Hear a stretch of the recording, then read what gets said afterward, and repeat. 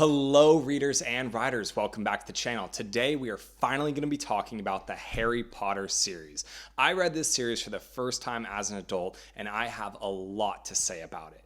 But before we get into the review, I would just like to say thank you all so much for the support on my last video. It was my most viewed video ever. I had a ton of comments where I was just talking about books with you all, got a ton of support, and it just really blew me away. I was not expecting that, so thank you all so much. And if you're coming from that video, welcome to this channel. I'm so happy to have you all here, and I'm happy to really show you guys what this channel is mainly going to focus on, which is book and series reviews, and what better way to start that all off with Harry Potter. I've done a Dune review, but I have not done a full series review, so this is my first official one. It's going to be very similar to my bookshelf tour videos and my book haul videos where there aren't going to be a whole lot of cuts. I've got no script. I literally just have this piece of paper sitting here just to keep my thoughts organized, because as many of you know, I can kind of go on tangents and go all over the place, so at least I have something to kind of keep me in line as much as you can. So long story short, this is just going to be, off the dome, and we're just going to see how it goes. So first and foremost, I probably should address why I never read these in the first place.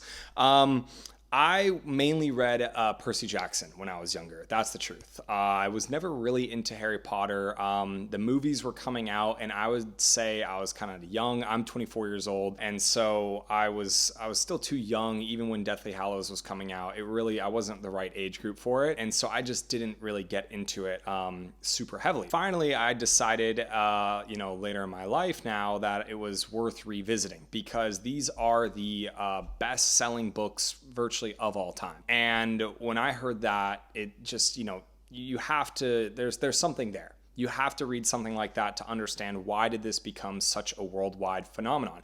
And I would just like to say I am very happy I did. These books to me were very enjoyable. I really, really enjoyed it.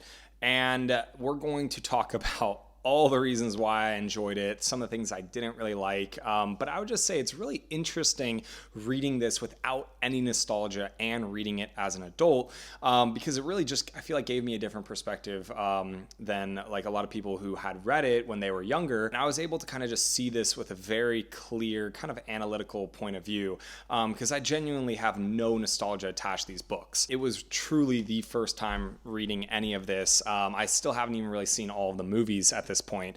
So this was completely fresh, but I would say that this series definitely still holds up as an adult. If you were on the fence about reading this, go ahead and just do it. You could watch the rest of the video, but if that's what you're caught up on, then just go for it.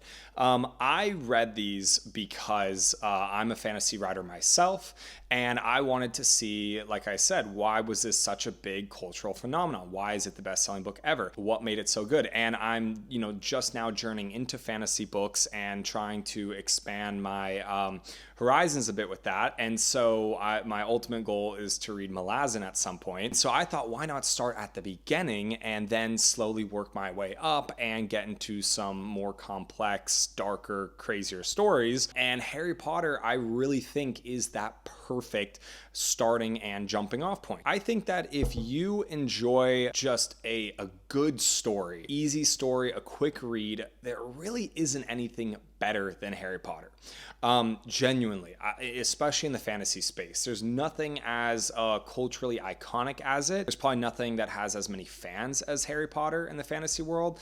And I think that's the coolest part, is that once I finished this, I was able to go onto the subreddit and look at all the things that I had never really understood before, because I had no context for what it was talking about. And it was a really cool experience, like for the first time getting into this Harry Potter world.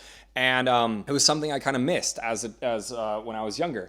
And so to say now that, oh, well, it's too late, you already missed it. No, it's still very active. There are still so many fans. I went to the store in New York City. I have a short on my channel going over that. And it was just really cool. Like, it's still very active, and you can go and that's where I picked up this wand here, and it's still such a big thing. So if you really feel like you've missed it or whatever else, just get that out of your mind, because you can still get into this and you can still enjoy it. And I would like to say too, as an adult, it is still a very, very enjoyable series. That being said, as an adult, don't expect this to be as mind-blowing as a lot of people say it is. It's great, but I feel like it does have the nostalgia factor working for it. And what I mean by that is a lot of people are going to remember this story with rose-colored glasses because they look at it from that childlike point of view. They read this when they were coming up in school. Who knows what they're going through in their lives at that point, and these books could have been like shelter for them. Like a lot of people like feel like these books are like, it's like home to them. And I think that's true with just a lot of nostalgia stuff. I think that there are just some things that when we experienced them when we were younger for that first time, we watched a movie, we played a game, we did something, it's hard to beat that. You know what I'm saying? It's hard to find something that scratches that itch. And so for a lot of people, Harry Potter is going to be that series that brought them in for the first time, and blew their mind and opened their mind to this big fantastical world. I have some video games where it doesn't matter what I play now, I can't get past it. It's still to me my favorite game. I'm talking about Destiny, and no other game can come close to it. And I don't think anything will top it, just because it was so important in my developmental years. So that's where I think that Harry Potter is similar, is like for a lot of people, they're going to say, oh, it's my favorite series ever. But if you read it for the first time like I did, it might not be that great. So yeah, like tying into that, it's not my favorite series ever. I think that this series was amazing, but obviously not as good as people said it was. And also it has some lows that are a bit, looking back at it, especially with just like a completely clear point of view, not super great. I would say that, and I'm going to go through my full ranking later, but there was just a lot of filler and a lot of scenes that just felt like they were just dragging for the sake of dragging. And this was more towards, I would say, the middle books, or maybe like middle late books. So just keep that in mind. If you think that these books are very easy to read, but sometimes they do feel a bit like a drag and a bit like a slog. Nothing compared to some other crazier books, but they're just keep that in mind. They're not all just amazing page turners. Some of them really do drag on for a bit. But let's go ahead and just jump into this story. This story, I would say, is fascinating. It's beautiful. It's amazing.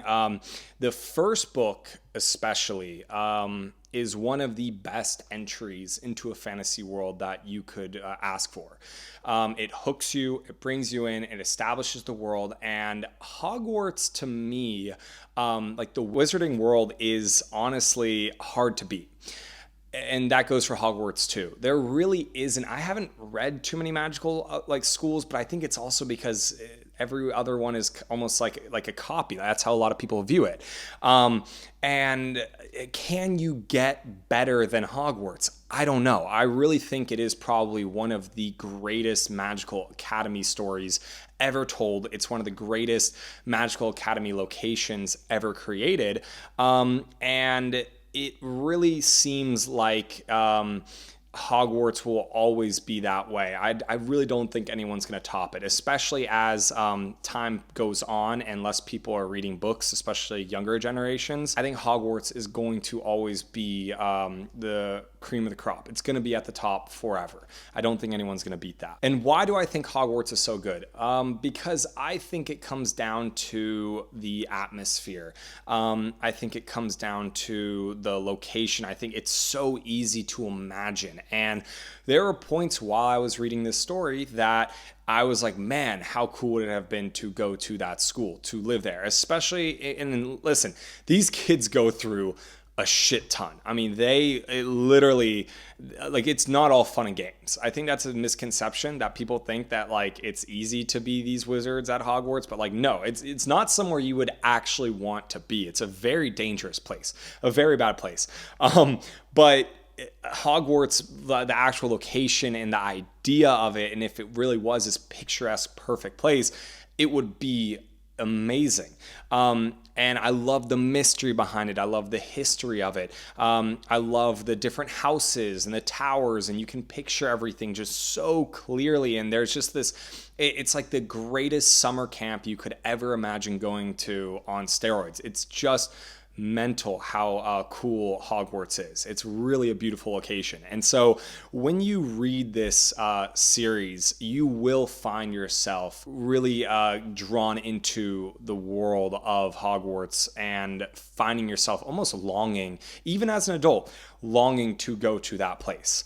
So I can't even imagine what it had been like reading it as a kid, because that would have been just like the ultimate dream. I wouldn't say I was the first book drew me into the world, but it wasn't really until the sixth book, down here, Half-Blood Prince, that I felt like I was like, okay, I don't really want to leave Hogwarts. Like that was like, I was kind of racing through the other books for a majority of it, just because I kind of want to get it over with. I want to get this review out. But about like 2/3 the way through this, I got like a nostalgic feeling, and I was like, man, this is actually like, there's something special here. And I don't want to leave this world and these characters, because you knew the Deathly Hallows was coming. You knew that story, it's coming to an end. You know Voldemort is going to come in some way. And so to me, that was the first time that it really clicked.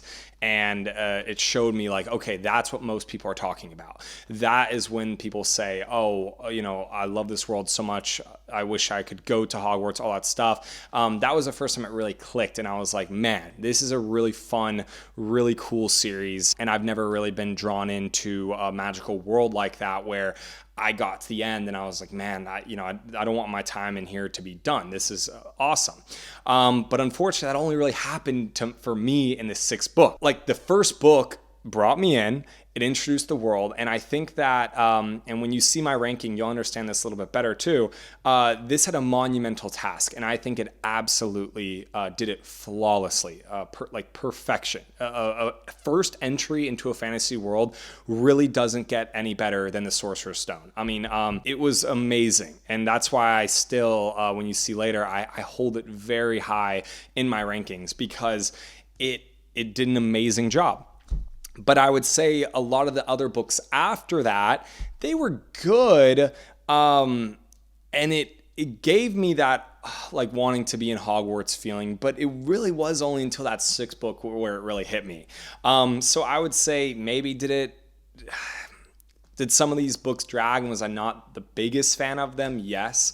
But I think other people will have that the entire way through. So just keep that in mind. You might not feel that way until you get closer to the end, because at some point I was honestly a bit tired and sick of it. I was just like, okay, this is just dragging on. This is a repeat of the same old stuff I've seen. I'm ready to keep it going. So just keep that in mind. I just thought I would mention something like that. But let's go ahead and just jump into this story here and talk a little bit about that.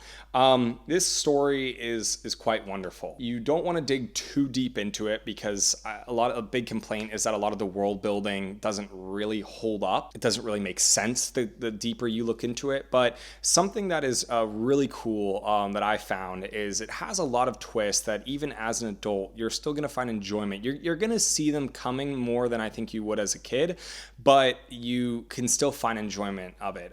J.K. Rowling, she does really an amazing job of tying in all the loose ends. And so each book has that really fun, like last 100 pages where you're really just being brought in and seeing how everything is tying and connecting back together. And that was a really cool feeling, is seeing some of that stuff for the first time and understanding that, like, okay, that's what a lot of people really liked about it is those tie-ins at the end where everything kind of comes full circle. She is really good at bringing everything together. So if you see that a lot of plot threads and loose ends are like, how is any of this stuff gonna come together and tie up.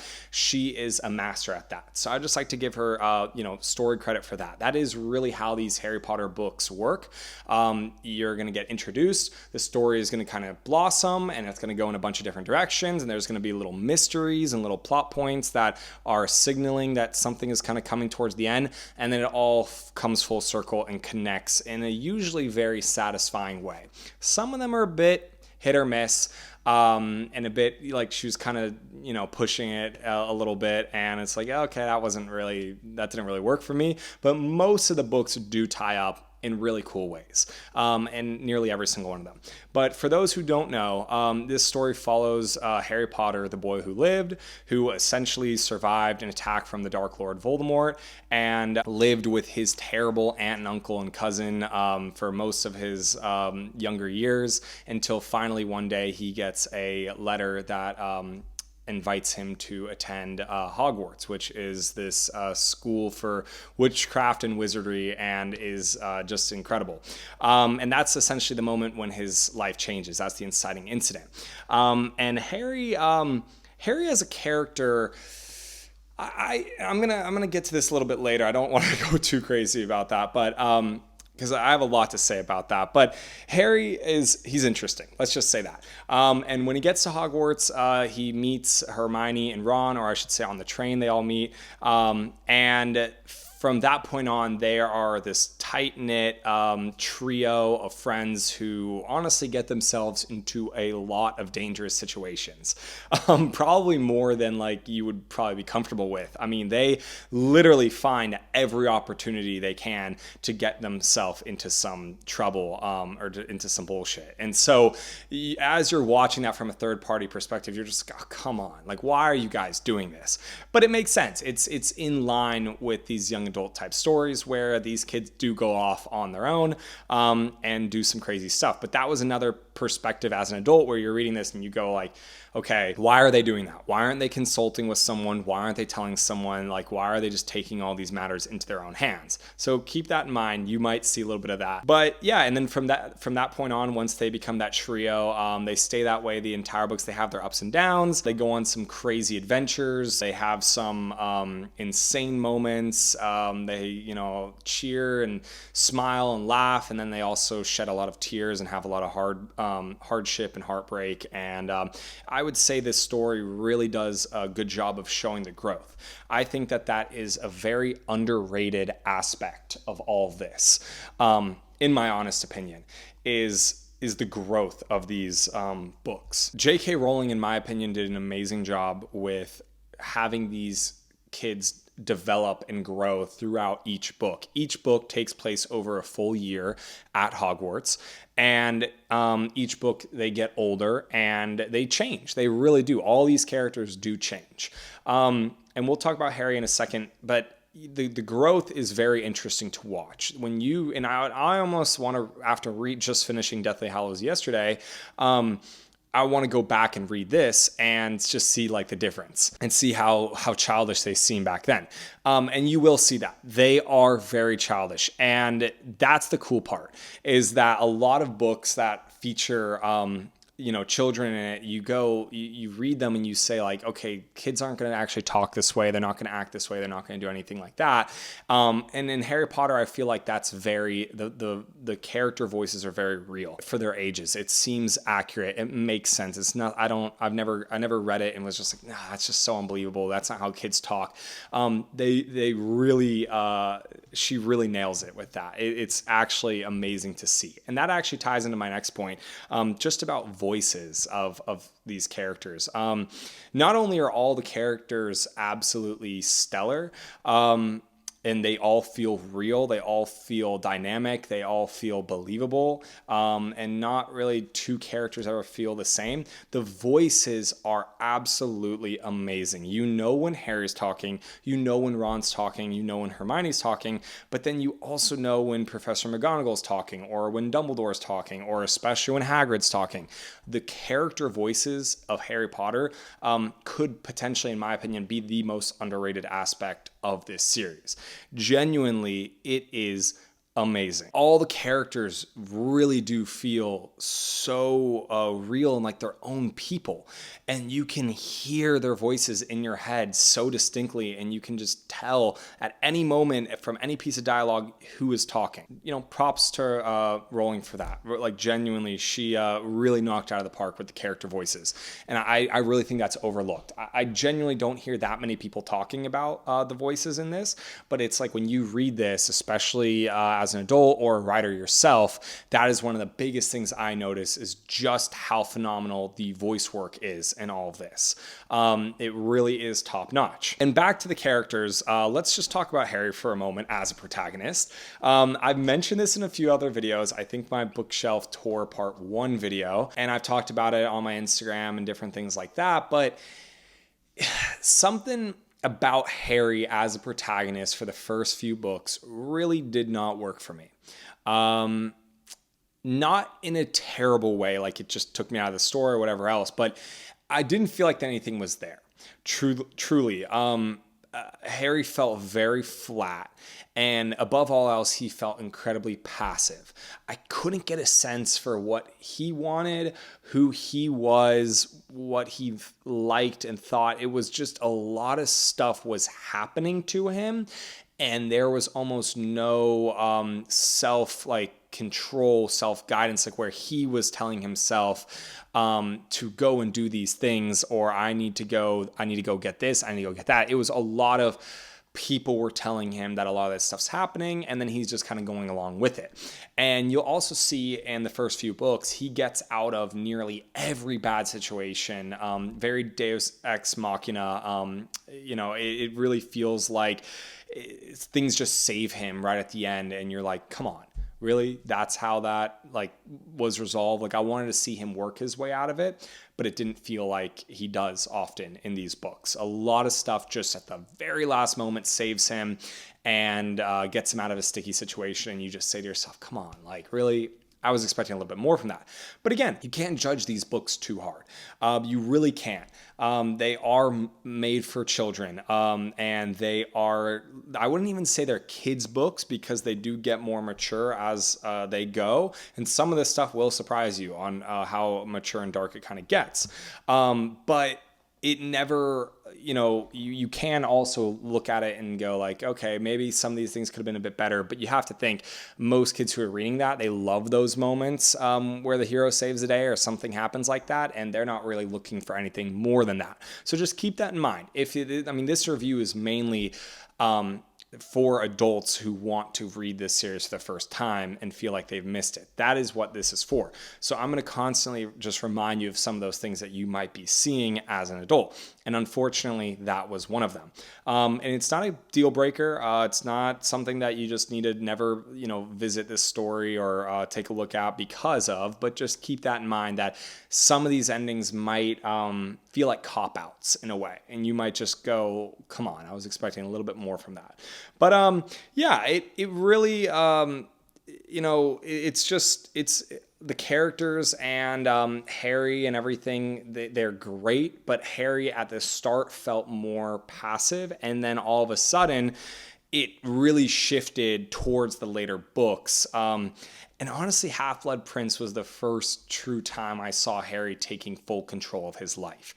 And that's when I really, really enjoyed it. And that's when it really worked for me. But unfortunately, Half-Blood Prince was so late in the game that I do look back at the rest of the series and go, Harry was more of a passive character. Hermione and Ron, Hermione is probably the most fleshed out and developed in my opinion. She, from a very young age, you can just tell that she already, is smarter than everyone else, very put together, very with it.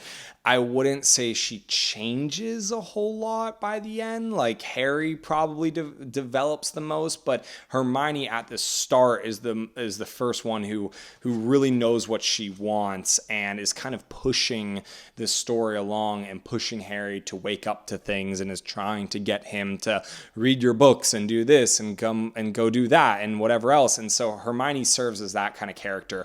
And then Ron's just Ron. Ron's just really, he's just there. Ron doesn't do a whole lot of shit. I'm going to be honest. Ron, he's great. He's an amazing friend.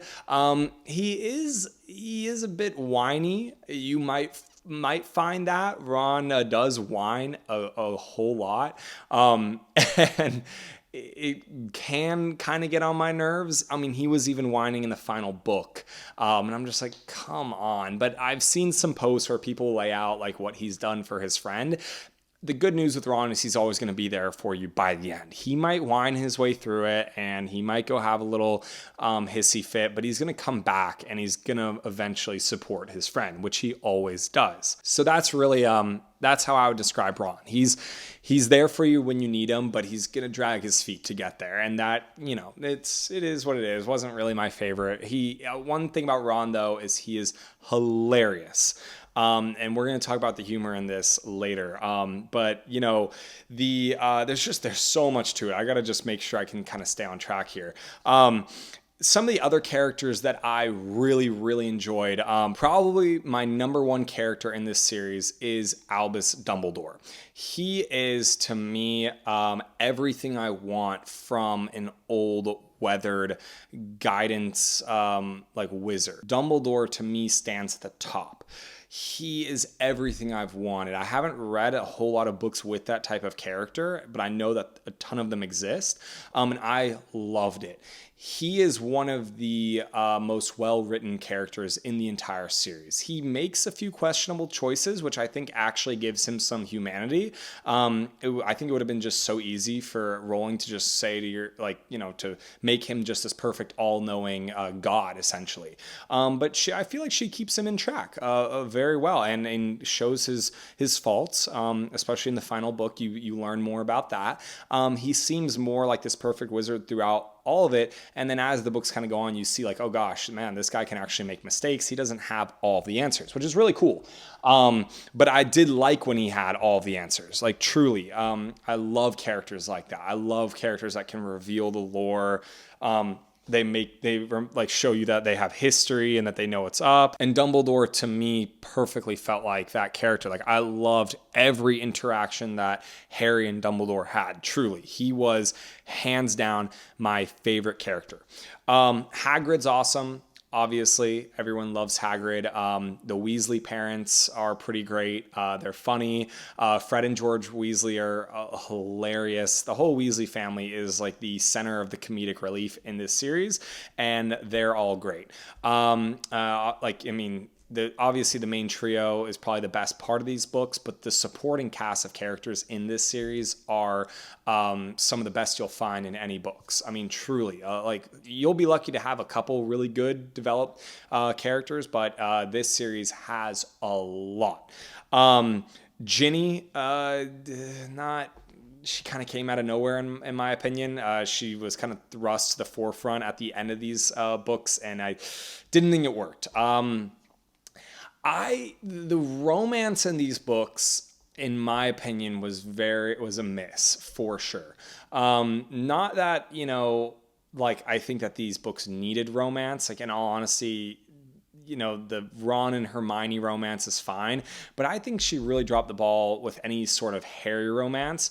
I think she never really developed a character for Harry until it was too late. That's how I look at it, truthfully. I just kicked my microphone. I think that she was dragging her feet with Harry and his love life and who she wanted it to be. And then by the time it really became important, I think it was almost too late. And then she kind of shoehorns another character. And I'm going to kind of keep spoiler free here. She shoehorns another character into that, and that did not work. We'll talk about spoilers later, but for now I'll keep it spoiler free. So essentially the development of his love life was very rough in my opinion. Other people might have different takes on it, and I'd love to hear what you guys think, but I felt like a lot of the other characters, especially like Cho Chang and stuff, like it never really worked. I don't know why Harry, the love life of that, of him and just with all the other characters, it never connected. Like, I don't know why there wasn't someone like Hermione for him that he could have been trying to get the whole time, and then by the end they finally come together. That would have worked better for me. But instead, he's just bouncing around and going between different people, and he can't make up his mind, and the girls that he's talking to aren't developed characters, and they're no one that we really care about. And then by the time that Rowling is just like, okay, fuck it, I need to put a love, some type of romance character into this for Harry, I'm just going to pull out this other person from the side who, in my opinion, didn't get enough development, and for it to really hit hard enough, especially for your famous lead character. So that was a bit of a miss for me. I think the romance, unfortunately, is not one of the strong suits of this series. Take that as you will. Again, I wasn't expecting it to. I didn't think it was needed. It's probably good that it's in there because a lot of people enjoy that aspect of these books, but I feel like that was probably one of the biggest misses of this book. Got a few more things to talk about here, and then we can talk about some spoilers, and then we can go into some rankings, and then obviously, some closing thoughts.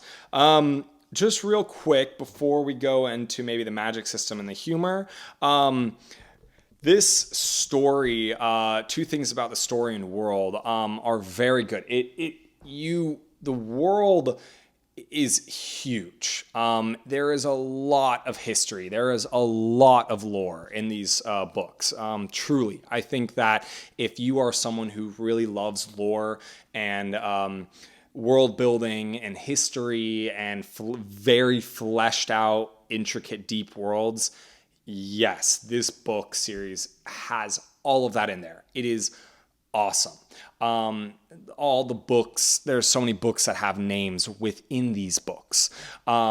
There's tons of different spells. There's a bunch of different long-standing history. There's so many different locations. You have the Ministry of Magic. You have so many characters, and it really, if that's what you're into, it's there. I wouldn't say that maybe you can find some of that stuff after the fact. I wouldn't say that this story, though, really puts all that history at the forefront. It does. There are a lot of tie-ins to a bunch of stuff that's happened in the past, especially in the final book, but you're not really learning necessarily a ton about the wizards of all of history, and a lot of that stuff doesn't really come back. It's just kind of all in the backdrop. And so that's why a lot of people say the more you dig into this world, the worse it gets. So just keep that in mind. It's there at a surface level, and there's a lot of surface level lore and world building, but it never really, you don't get super, super, super deep.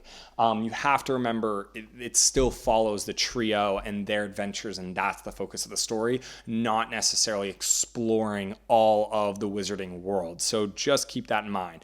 Again, other people might have differing opinions about that, but that's how at least I felt it. I love super deep lore world building stories, and this had a lot, but it didn't really scratch that itch to me. I never really learned some crazy lore that just made me some giant battle of all these wizards, and they go to the battlefield and they find skeletons and wands. I love shit like that, and they're just it's there. There's a lot of stuff with the different houses, all those, they all have names and history attached to that, but I don't know, it's just a bit surface level. And again, people might think that I'm crazy for saying that, and by all means say that, but that's how it was to me. So just keep that in mind. And then to finish off with the story here real quick, you are going to get an awesome journey start to finish that comes, because each book ends full circle, but the entire journey comes full circle, and it all comes back to the night of Harry's parents were killed. So, and which is how the first book kind of starts off. You get that knowledge. And so it all connects, and there are some really, really cool connections. And Jesus, I'm forgetting one of the best characters of this whole series, Snape. I'm sorry. There are a ton more. Umbridge is up there. I mean, you can literally, sit here and list off Harry Potter characters forever, but I'm sorry, I can't forget Snape. He's awesome. Malfoy, Crabbe and Goyle. I mean, golly, there's so many people, but don't hate me. Snape is an amazing character, one of my favorites in the books. I think the movie portrayal is probably better. That's what I've heard. He's better in that. I don't want to spoil anything right now. We can talk about that later. But yeah, Snape's great too. So full circle story, lots of build up, and then it really sticks the landing. We're talking about the ending in a second, but it just, it's good, but it wasn't my favorite. But back to the story, the story in these books, it really takes you on a journey, and you really feel like you grow through all these books, and you feel like you went on the same journey as these kids. And that I think is really special. It really ties in brilliantly with the finale, and you actually feel sorry for some of the characters by the end, and that you felt like you grew with, and like you're sad to see some go. And it's really great. It's really good stuff. I was not expecting the story in this to be as good as it was. The middle feels like it got too big, in all honesty. Sorry. The middle feels like it got too big. Definitely around Order of the Phoenix. I think Rowling it got away from her. I think the story got away from her, and she was trying to do too much with it. But for some of the tighter stories, especially Prisoner of Azkaban, which is my favorite book in the whole series, the story is super well done in that, super tight. It's a great story. It ties perfectly into the next book. I mean, all these are like self-contained, their own thing, but it has a really good through line. You're wanting to see Voldemort. The build-up is amazing. There's a lot of hints. Like I said, a lot of things come back into play. This story is just very well written. I never felt like, even after finishing it yesterday, I don't have like many questions like, oh, well, what happened with this, and this? Like, she manages to bring it home and stick the landing, which is phenomenal. Great stuff. If you're looking for just a genuinely good story, read Harry Potter. Seriously, it really holds up. Even as an adult, even today, all these years later, it's still a great story, I'd have to say. And I'll also say too, if you're looking for something to get back into reading and you want an easily digestible, quick, fun, snappy story, read Harry Potter as well. Like, that is another reason why you should do it. I've been reading a bunch of different books. This isn't like the first book I've been reading in my fantasy run, is what I'm calling it. But this was a first like full 7-book complete series that I've really read that has felt like I went on a full journey, and it was amazing. And it's really getting me excited for some of these other books that I have coming from me. Like, I cannot wait to keep reading some of these other books, because if I enjoyed this so much, oh man, I think I'm going to absolutely love the rest of them that are waiting for me. And so if you want something to get back into reading, please read Harry Potter. It will do that. It is, again, they're so easy to read. They're quick. Most of them are page turners, but again, they're like they're like young adult books, so you can get through them pretty quickly, even if you're not enjoying it every single second. And last but not least on the story, I think when I was reading it, I expected it to be a lot darker than it actually was. And unfortunately, and I know that sounds very stupid to say. Let me explain myself here. I was expecting it to get darker as it progressed. I think a lot of people told me, oh, it gets darker, especially with some of the movies and stuff, like, oh, it really gets dark. I would say it gets more mature. I wouldn't say it gets darker. When I think of dark, I think of Prince of Thorns. I think of R. Scott Bakker, The Darkness That Comes Before. I think of grimdark. Like, I think of like actually bad, like very dark, horrible stuff. Harry Potter obviously never touches that, which no brainer, right? I mean, I don't want to say I should have known it. I wasn't really expecting that, but I was expecting it to get a bit darker, because I would see people on subreddits and they would say, well, I want a more mature, darker adult Harry Potter story. And then everyone comments, well, Harry Potter is a darker Harry Potter. Just keep reading it. And it's not. That, like, I will stand by that. Yes, people die. Yes, people get killed. Yes, there's blood. And there are some darker, like, whoa, holy shit. But there's nothing that bad, even in the ending. There's nothing that really makes you go, holy shit, they put that in there. Like, that's kind of crazy. I mean, there are nursery rhymes, in my opinion, that are darker than a lot of the stuff that happens in here. It's really, so just if you read it as an adult, don't go into it thinking it's going to be dark enough for your liking. It probably won't. And hell, you might not be looking for that. I personally prefer those types of stories, but I kept thinking, oh, it's going to get a bit darker. It's going to get a bit more mature. And I think finally around Order of the Phoenix, I just said, okay, I know what this is going to be. I'm not doing that anymore. I was expecting with Goblet of Fire, I'm like, oh yeah, I think it's going to get a little bit darker here because someone dies.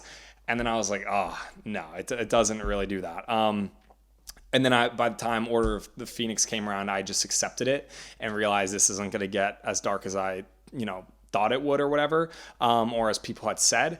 And so just I'm warning you now so that you can meter your expectations and then go into it in a better frame of mind than I had, and just understand that these are not dark books in any capacity. Again, people get killed, there's some blood and stuff, but it's not dark, especially if you've read some of these, the First Law and Malazan and all this stuff. This stuff is not actually dark at all. So I don't really understand when people were saying that it was. It's not. But it is what it is. It gets darker than you would expect, and it's more mature. And it is an adult story in some capacities. I think there was a lot of things that people picked up on that kids would miss when they're older and reading this. But just keep in mind, nothing crazy. It really doesn't get into any very deep or bad or like there's nothing that you're going to be reading you're going to go, oh, I know what's really going on there, but kids won't really understand. There's nothing really like that. I mean, maybe there's some hints to it, but nothing that I saw. Let's move on from that, because I think I've said everything I needed to about that. I think we've got everything here. Now let's talk about the magic system real quick. Let's talk about the humor, and then let's go ahead and rank these and get into some spoilers. So for the magic system, it's pretty simple. You get a wand from Ollivander on Diagon Alley, and the wand essentially allows you to channel and cast spells. I think you can do it without a wand, maybe. I'm not exactly sure, but not nearly as powerful. Like, wands are needed. Everyone has them. Wands are not indestructible. They can break. It's literally just this. It's literally just a stick. And this, by the way, is an awesome wand. It's my favorite in the whole series, besides maybe Voldemort's wand. I think those are the two coolest. So I had to pick that up when I was at that store. But it's literally just a stick. And then it's like you can cast spells, and spells are said aloud, or you can learn to say it in your mind, and you don't have to say it out loud. And you have a bunch of different variations, and it makes sense. I didn't understand how it really worked when I first read it, or when I hadn't read it yet, and I was just starting. I was like, okay, how would you do that? But then it makes sense. She has all these lists of like countless spells, and each of them do different things. And it's actually, I was thinking about this earlier today, it's good to be a student like Hermione, and also just to be a smart wizard, because people who can think of different spells to cast quickly can get out of situations, and that's how they can like survive. Because if someone throws something at you, if you know the spell to deflect it or to make it fly or to make it stop, then you're in better luck. It reminds me, honestly, if you've watched the Infinity War fight with Thanos and Doctor Strange, where Doctor Strange is taking a lot of Thanos' attacks and turning them into different things, they can do very similar stuff like that, which is awesome. I love that. They can make things move that are inanimate objects, and you can make a bunch of different stuff fly. And there's just a lot of depth to it. There are killing curses, there are torturing curses, there's jinxes, there's protection. I mean, you can do, there's shield charms. There's just so much that you can do, and it has a lot. And so if you like a physical magic system that you can memorize, and you know the different names of different spells, Harry Potter is going to have that in there. And I thought it was really, really cool. And this is like the first big magic system that I've kind of gotten into, which I really liked. And I know Brandon Brandon Sanderson does a really cool thing with Mistborn and Stormlight Archive, so I can't wait to get into that. I think that's going to be an absolute blast. But this was like the first big one for me that I was like, okay, it has like a strong magic system, and if your wand snaps, it doesn't work right anymore. If you can't think of a spell, if you can't say it quick enough, whatever else, you can get into some really bad situations. The more you look into it, the less it makes sense, if that makes sense. You don't want to think too much. In all honesty, this is just a good tip for this entire series. Don't think too much about this series just in general. It's there and you can, but the more you look into it, the more it doesn't really make sense. And that's just, to me, I just constantly said to myself, there's so many times where like they could use one thing here, one thing, like a certain spell, and they could have been in a better situation, but they don't. And so, Rowling kind of leaves certain things out like that where you're not necessarily going to see like the best use for the plot. It's just going to be, they're going to forget about some stuff. And again, I might be the only person who thinks that, but it is what it is, in my opinion. Let's switch up some of these covers here. I'll show you guys all the covers in a second. I just kind of want to give you guys some different things to look at while you're listening to me talk about these books. Long story short, magic system, pretty good for me. I really liked it, and I obviously love having this wand here, and I want to get as many collectibles as I can to fill up my various shelves, because I'm a massive nerd and I love all this stuff. And to me, it just... it's cool. I love looking at it. It reminds me of the books. It keeps the ideas fresh. It's awesome. So magic system, I would rate probably like A- maybe. I'm terrible at writing magic systems. So honestly, like I would give it an A++, because I could have never come up with something as good as and detailed as that. And I even love like wizard wands are all different. They all have different cores. Some have brothers and sisters where they're all made from the same type of items. And that was all really, really cool. I love the wand system, if you'll call that.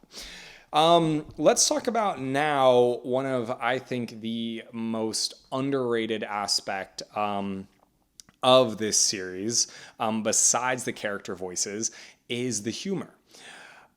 I laughed many, many times while reading this. I'm not the type to burst out laughing while reading. I like to laugh a lot.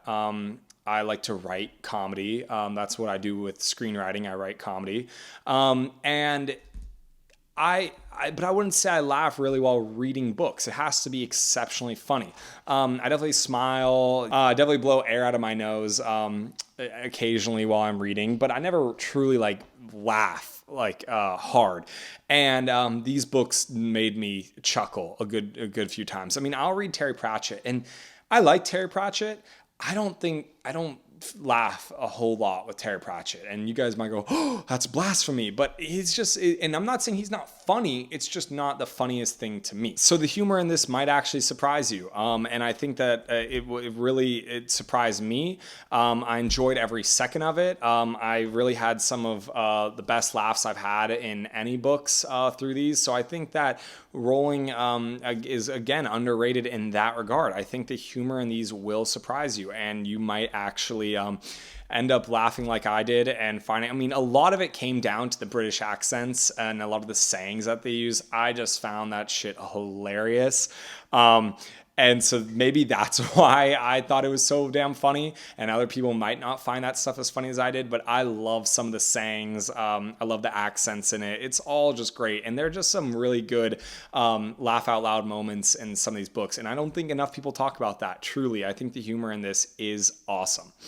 All right, let's let's do the ranking. I think that the ranking, is in order now. So let's just go ahead and show you guys. I'm sorry if it's blurry. I'll hold each one of them up. I'm just going to try and get this order right. They won't all fit here, unfortunately, but and then you have this, and then you've got the Deathly Hallows back here. I'm going to hold up each one, just show you guys a cover. So I have all these in hardcover, and they're awesome. Highly recommend you pick up the box set. I'll link it down below, the one that I got. I wish I had bought this when I had started this channel, because I could have made an unboxing video on it, which I'll do for any other box set any cool box set going forward. I'll do an unboxing because I like to share that with you guys. And I like to share I like to share art in any capacity. And I love to share authors' work and whatever else. And so I love that I have this platform now that I can do that. So I wished I could have shown you guys this box set, because it really was something special. And it came in a crate, like the crates come in at Hogwarts, or like they pack their stuff into it. I think that does it right there. Hopefully I can't really tell. There we go. That puts them all there together. Yeah, and so I wish I could have unboxed it, because that would have been awesome. It's really cool stuff.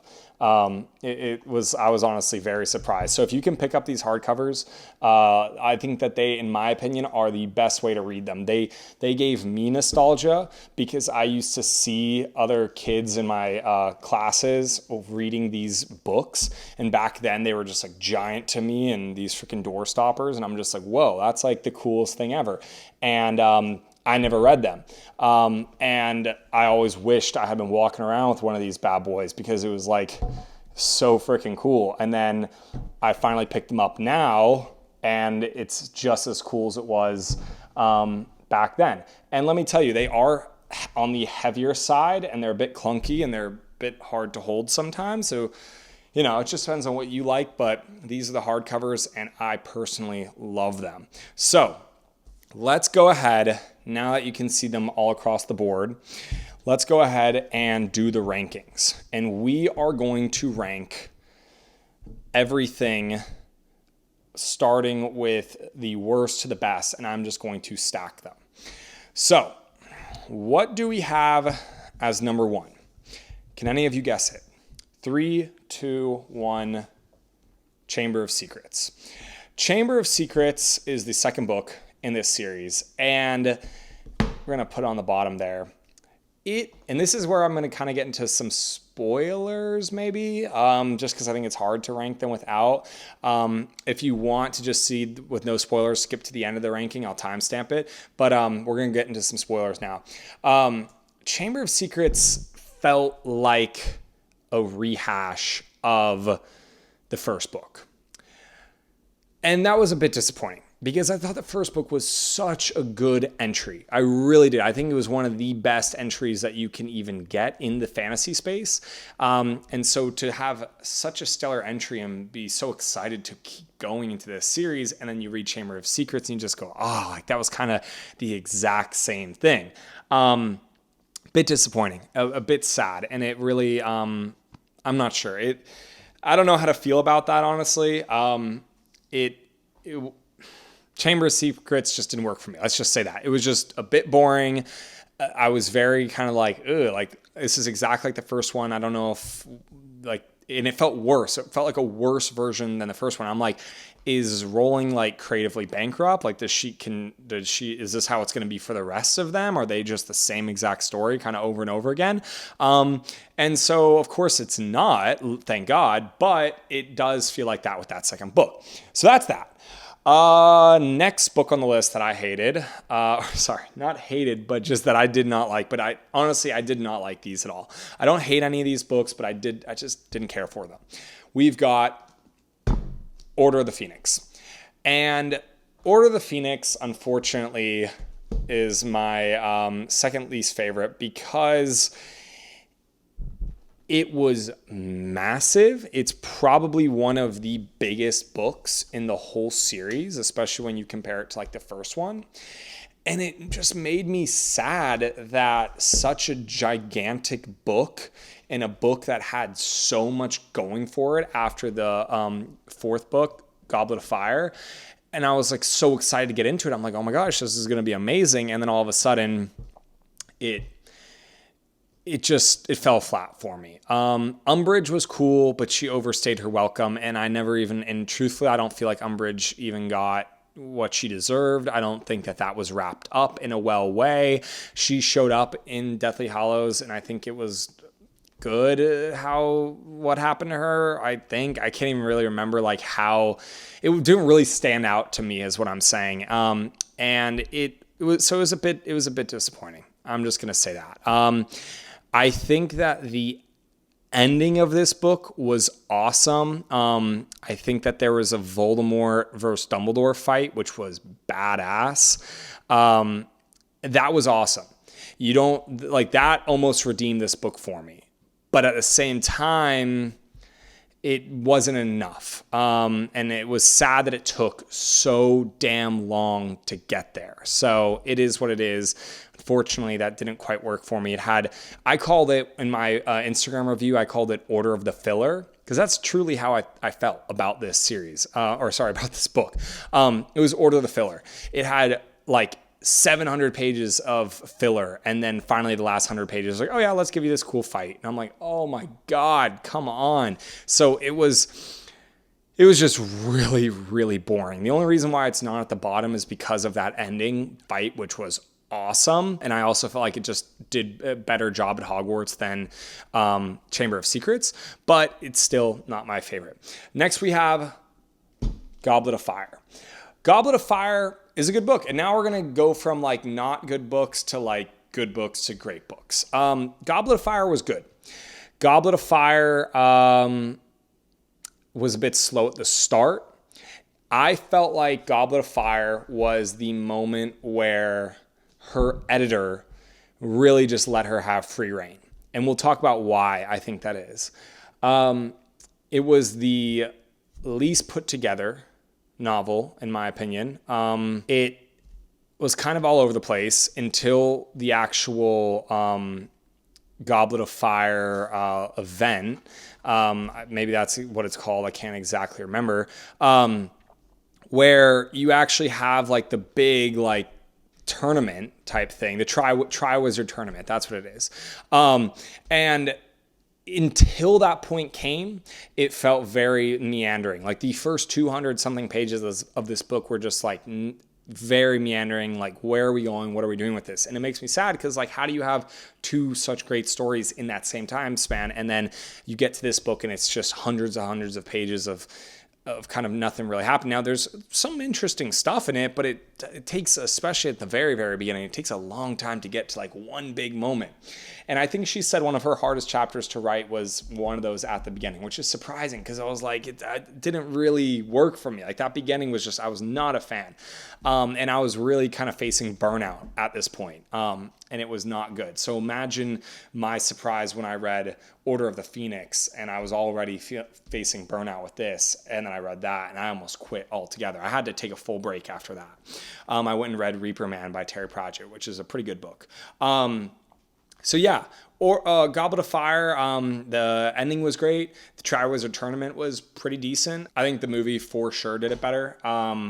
The book was a bit lackluster, but the ending was pretty awesome. I like that. I did feel like it was a bit, I always said like the port key, having the port key in the Triwizard Tournament was kind of redundant. I felt like they could have just gotten Harry to Voldemort way easier, way sooner. They didn't need to have to go through all that, but then there wouldn't have been a book. So I'm not a big fan of stories like that, movies or books, where it's kind of like, I don't know, stupid plot.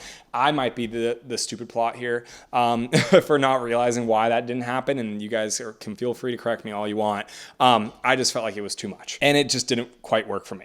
Next book we have on the list, that's Goblet of Fire, decent book, and I'll probably give rankings. I can't quite remember what I said. I don't even know what if I gave a ranking for Chamber of Secrets, but I would probably say like maybe 5 out of 10 just because it felt like a retread. Order of the Phoenix was like 6 out of 10. Goblet of Fire was maybe 6.5, 7. Probably like 7, I would say. It was not bad, not great. Then now we're going through my favorites here, or after this. So next we have Deathly Hallows, and I won't leave it up there for too long because I don't want it to block me. And let's just angle it here so it doesn't do that. Deathly Hallows, unfortunately, I wanted more. Unfortunately, it didn't quite have the epicness that I was expecting from this. I don't know if it was maybe the movies that kind of like, I don't really have a great memory with the movies. I was very young when I watched them a long time ago. So I had flashes of some of the scenes of it. And that's why I say I haven't really watched them, because I couldn't tell, like I can't remember all the movie. I watched it so long ago, and so I had some flashes, and I was really excited for some of those scenes to get there, and then they kind of came and went. And I was like, oh man, I've heard that the movie is kind of similar, but the movies at least were mostly epic. They mostly felt epic in some way, and unfortunately, the book version of Deathly Hallows did not feel very epic. The beginning was awesome. And I thought it really set the tone. I'm like, whoa, this is going to be awesome. And then like the whole middle is just kind of like hundreds of pages of like them kind of wandering around, trying to find the Horcruxes, or trying to even figure out what the Horcruxes are and where to find them. But there's no really set. It's kind of all just wandering around and trying to figure things out. And some people might like that. I personally did not like that. When I feel like you have a book like this is the last book in this world, there shouldn't be any slog. Like, it needs to be moving. It needs to be working towards something. And I would have honestly have rather had a story where they figured it out, where the Horcruxes were at the beginning. They go on a journey, they go through it, they get stopped, they fight people, there's a bunch of conflict, but they get them in the end, and then they keep working towards that final battle and the final showdown, and just like all that energy. And that's something too I felt like with a lot of these books is Rowling doesn't write with much energy. Especially with the action. It's good. Her action, her description is really good. And I'll just say this real quick. Everything in this book is very clear. And if you're a writer, you really should read these books, like 100%, because it'll show you that you don't have to be the greatest writer on the planet to have the #1 best-selling book in the world. But you have to do certain things right. And what she does very well, especially with this first book, and I'll talk about these in a second, just of keeping the pages turning and very concise, like straightforward story that's very tight.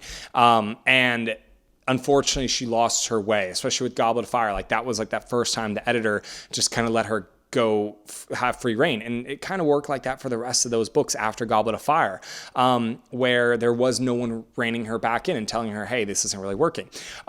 So with Deathly Hallows, it felt like that. It felt like there's just it wasn't a tight enough story for my liking. And although she writes in a very descriptive way, or not even descriptive, I don't even know. It's a clear writing. It's a very basic, clear, easy to understand way of writing. But there isn't much energy behind it. And and it's not very vivid, and you can't really feel some of these scenes. The description can kind of be lacking. It's good. Hell, it's probably better description than I can, because that's one of the things that I'm working on is better description. But the energy, I really like to focus on feeling the blows and feeling the energy of a scene of building. And I hear the soundtrack in my head, and I can feel just like the epicness of a big battle or a big scene or a big climax working towards something. Whereas Deathly Hallows lacked that energy, and it just came up a bit short for me. It stuck the landing. I gave it an 8 out of 10. It was good to better, rather than like good to worse. But it wasn't great for me. I liked it. It did stick the landing. I can't hate at that point. If you have, especially when she was writing these, when these movies were coming out and when the books were like still, like they were gigantic at the time. They're getting so much hype. She's writing this in a hotel room before a press release, going out and doing signatures and all that stuff. Like, she had the weight of the world on her shoulders. The fact that she stuck the landing in any capacity, you're going to get praise from me regardless.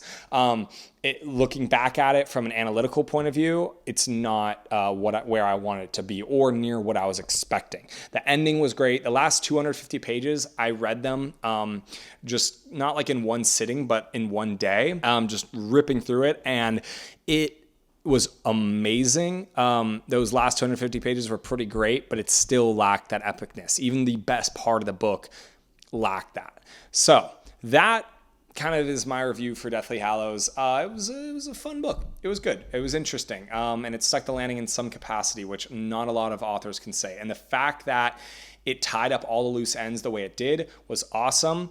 I did feel like all of the revelations with Snape and the backstory, and I wanted it to be more, but I was in the middle of this awesome battle, and I'm just sitting there thinking, what is going on? Why are we going back in time and seeing all this like perfect exposition, like cutting to all these various scenes?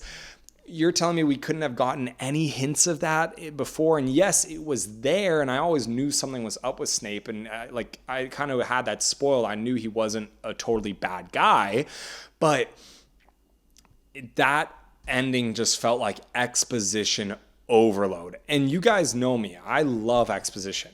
Not just like in my writing, I don't just write exposition. I like to give the reader what they want, and I like to get what I want in my books and my media and stuff. So I'm not a big, I don't hate exposition. I actually like it, but this overloaded for me. So that should tell you something, is all I'm trying to say. If Deathly Hallows was too much exposition for me, then woo, if you struggle with that, you might struggle with that book. So just bear that in mind. That's a good thing to remember. I think I had Half-Blood Prince next on this list. Great cover. All these covers are freaking awesome. But man, did Half-Blood Prince, it did drag a bit, but it was my first 9 out of 10 Harry Potter book. This was probably by far and away my favorite book. It might be above this, but I have maybe more to say about this than I do with this. I would say these are tied, so it really doesn't matter which way I put them. Half-Blood Prince was the first one that I felt really showed me that love for Hogwarts. And I talked about it earlier and everything, but it just really, it drew me in for the first time. It really showed me why people love this series, why people love Hogwarts. And I love any interaction with Dumbledore and Harry. So this book was my shit. This is what I wanted the entire time while I was reading them. So Half-Blood Prince really stuck the landing for me. And really hit the nail on the head of what I wanted in this series. I just wanted Dumbledore to finally explain shit to Harry. In this book, he finally did it. So Half-Blood Prince, 9 out of 10 for me easily. It would have been a 10 out of 10. I think if it just didn't drag for so long. I think that was the only issue with it. I wanted to give it a 10 out of 10. I absolutely adored that book. It was awesome. And the ending of that is great. And I was going to mention this earlier. This was the first book to me that Harry became active. People could argue that he was active in some of the other ones, but this was where he was really had a personality. He had opinions about shit. He stood up for himself. He wanted things for himself. He went and got them. I mean, he almost kills Draco Malfoy because he's so certain on this mission. I mean, that stuff is awesome to me, and I love that. He fully became active in that moment. Beautiful. And that's why that book worked so well for me. It's just great. It's an awesome, awesome book. I loved all the Hogwarts in it. I love the slice of life in this book. It was the first time I really just sat back and just enjoyed being in Hogwarts. And then all the scenes with Dumbledore and Harry were perfect. The ending revelations, I love the exposition in that one. I love going in the pensive. I don't know. I think it's pensive. Going to the pensive and seeing all those memories and going back in time. I love that. That's when it felt right. It didn't feel right in the Deathly Hallows. It felt like it was trying to catch up. Deathly Hallows was super quick at the start, a slog in the middle, and then super rushed at the end. And I'm just come on. You could have saved so much time in the middle if you had just spread some things out. But Half-Blood Prince was like pretty decently paced. I read this the fastest. I think I read this in like 5 days or something. And that's pretty fast for me. I'm not the fastest reader, but that was pretty fast for me. And I ripped through this and I enjoyed every single second. It was great. Awesome book.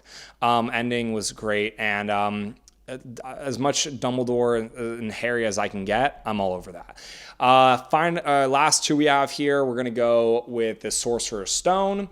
9 out of 10. Like I said, these two are kind of interchangeable. I think I maybe had Half-Blood Prince over Chamber of Secret or Sorcerer's Stone because they can kind of go hand in hand. They're back and forth. Both are great. Both are not easily 9 out of 10s. The reason why I would say Sorcerer's Stone right now is at the top of this current list is just because even talking about it just shows how good of an entry that was. It really is a phenomenal entry. It's a very tight story. You can literally read it in a day. It is super fast. It's short. It's quick. It's easy. It's fun. It gets you in and out of Hogwarts. It shows you what's up. It introduces you to so much, but never feels like a slog. And yeah, it really is good. The ending is pretty decent. It shows you kind of the twists and turns and gives us our first kind of taste of Voldemort, which I think is really cool. But just for how much it introduces and how much it shows you in that short period of time, for how short that book is, that's what I love about it. I'm going to make a video at a later date called The Case for Shorter Books, especially for people who are self-publishing or publishing their own work, whatever else, like new writers and whatnot. I love like a good, short, quick book. Not because I don't like longer books, because I can't read longer books, whatever else. It's literally because, especially for a first entry into a world, when you get into these later books, how do you spend 300 pages and tell a worse story than you did in 200 pages in 60,000 words? That's what I love. I love like a quick, easy story that tells a great story in not a lot of words. That's one of my favorite things because, in my opinion, it actually shows me more skill for an author. To me, in my mind, they're more skillful if they can write a shorter story because they didn't have as much room and time to do more. They had to get it as much as they could in that shorter story. And so for them to be able to tell like a solid story and in that small of a book, I'm all over that. So Sorcerer's Stone was just, you can't get a better fantasy entry. You can't get a better Harry Potter entry. I mean, that book did it. That was an awesome book. And I felt the magic of that book. I felt like the plot was super tight. I loved the world building. I loved the magic. Like it made me feel like I was a kid again while reading. I was like, wow, so this is what people were talking about. Like that's why I even started on this journey, because to me, Sorcerer's Stone was so good. That's why I put it up there. And that's why I have to put it honestly above Half-Blood Prince, because it is what got me into reading all of these. So how can you put it anywhere else? You know what I'm saying? You've got to put it pretty high at the top, because if this had been a bust, I wouldn't have read anything else. So that's why it has to be up there. And then essentially, I think that Prisoner of Azkaban is a more refined, better, longer version of Sorcerer's Stone, but just as tightly plotted.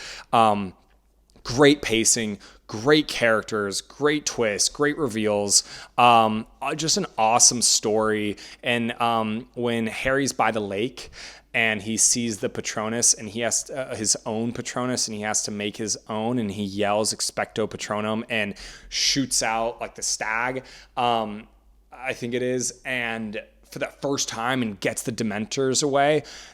That was the first time I got goosebumps while reading this book. I got it a few other times in this series, not a ton. It wasn't really a goosebump-worthy series to me, just because it lacks that epicness. But that moment was when I sat back. I said, oh, I get it now. I get it now, especially after Chamber of Secrets was the biggest disappointment of them all. This brought me back in. It was like I was on this crazy high with Sorcerer's Stone, then I went to this low with Chamber of Secrets, then I'm back up with Prisoner of Azkaban. This is what brought me back, and I was like, yeah, I know what I'm in it now. This works. This series works for me. And so yeah, Prisoner of Azkaban did it. It's just an awesome story. It really is. And the movie was sick. I watched the movie right after reading it, and this was like one of the first, like, I liked the first movie. Second movie, again, kind of the same thing. And then third movie, I was like, whoa, this works. This is awesome. I love the movie. I love the book. And that is why, to me, Prisoner of Azkaban is at the top of all of the Harry Potter books. It was, in my opinion, the best story. I love the Dementors. It's the turning point where it went a little bit darker, and I went, whoa, wait a second, this is darker than I was expecting. And that is really where it all, where it turned for me, and I just was like, yeah, it works. I'm a Harry Potter fan now. So you know what? I think that that pretty much does it, honestly, for this review. I don't really have anything else to say. I mean, I loved this series. I thoroughly enjoyed this series. And if you would like to read this as an adult yourself, please give it a shot. It's 100% worth it. You will not regret it. And I think you'll actually have a really good time with it. I truly do. I think that some people, might like say some stuff to you, might look down on it, but like, you got to wear that shit on your shoulder. Like, this is a good story. This is a best-selling story and series for a reason. It is the best-selling. Any of these other books that people might say, oh, you should be reading this instead, you should be reading this. It's like, okay, well, this outsold all of them. That's all you have to say. And there's a reason for it. It's a good series. So there's no shame. Read this, enjoy it. If you have never read it, please try it out and give it a shot. There's a reason why so many people love it. The community is still super active. You can go read stuff. You can watch videos. And then the movies are even better after reading the books. It's awesome. And then there's a bunch of stuff out in the real world that you can actually go see. You got like Hogwarts, like at Universal Studios here in LA. I went to the New York Harry Potter store. So there's a bunch of stuff that you can actually go and see in real life. And I think that's the biggest kicker. There isn't like a Wheel of Time store, right, that I can go to. Like, unfortunately, there's just nothing else like Harry Potter. It's all really cool. And I think that everyone should read this story. And honestly, I kind of wish I read it sooner. And I wish I had been a part of the hype and the craze and the midnight releases of these books. I think it would have been pretty awesome. And I do feel like I have a bit of nostalgia for a time that I didn't even really partake in, for something I didn't partake in. And so it is what it is, and you can't go back in time. You can only move forward. I don't have a time turner, right? So I can't go back in time, but I can enjoy them for what they are at the age that I am, and still walk away with an amazing time, amazing thoughts about this series, and nothing but good things to say. I mean, like I said, there are some lows, but honestly, the highs outweigh the lows, and this was a great series. And I would probably recommend, I'd probably rate the whole series 9 out of 10, maybe. I wish I could say it was a 10 out of 10 just because I can't, because of some of those books I didn't quite like. But after finishing it and seeing how the story concluded, it's a 9 out of 10. It for sure. And I would recommend this to everyone of any age range. I mean, I literally think I would tell anyone that they could read this and have a good time with it. And if you're like me, who's just trying to take fantasy piece by piece, because it can be very overwhelming at the start, this is an amazing starting point. Maybe the best starting place by a long shot. I can't recommend any. I mean, Percy Jackson's good. Percy Jackson isn't this, though. I was the biggest Percy Jackson fan my whole life. These might have overtaken Percy Jackson, which is a big thing for me to say. Percy Jackson's good, but this is on a different level. This is a crazy story, and it's fun, and it's incredibly well written. And if you're a writer, read these, because it'll show you. Don't overthink it sometimes. Sometimes being simple and concise is better, and you don't have to be Robert Jordan with description to be a good writer. You can have basic prose, and her vocabulary is great, but even like a more basic vocabulary is okay. You don't need to be saying gigantic words every other second. You don't need to write gigantic books to tell good stories. Read Sorcerer's Stone and tell me that that's not a good story. It is. And then also just seeing how to write tightly, and how to connect things and keep everything together, and stick the landing, because this series really does. So writers and readers, which hopefully is what all of you guys are, can both benefit from this series through and through. So that's pretty much it for me. Thank you guys so much for watching this video. If you guys have any thoughts of what I talked about today, if you want to get into any discussions down in the comments below, if you felt like I missed something, if you felt like I was out of line with some of this stuff, because again, these are all opinions. I'm just giving you guys my thoughts. I literally finished it yesterday. But if you guys have any thoughts of your own, or you want to talk about anything more, my comments are always open. I've got an Instagram. You can DM me.